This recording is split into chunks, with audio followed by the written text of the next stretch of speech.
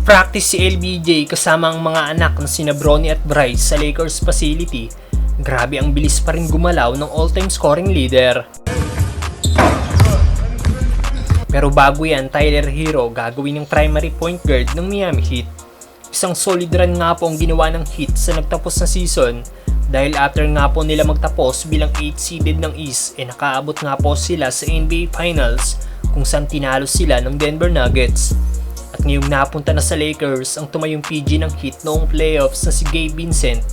Ayon sa report, plano daw ng nasabing team na gawing primary point guard ng team si Tyler Herro at gawing off the bench na lang ang veteran point guard na si Kyle Lowry. Ito nga daw po ang plano ng Heat kung hindi nila makuha si Damian Lillard bago magsimula ang regular season. Buong NBA career nga po ni Herro na naglaro ito bilang shooting guard ng Heat. Ganun pa man, magandang pagkakataon nito kay Tyler Herro na mag-grow palalo ang kanyang laro pag siya ang naging primary ball handler ng Miami Heat. Last season, nag-average nga po si Herro ng 20.1 points, 5.4 rebounds at 4.2 assists per game. Samantalang LeBron kasama nag-workout ang kanyang mga anak sa Lakers facility.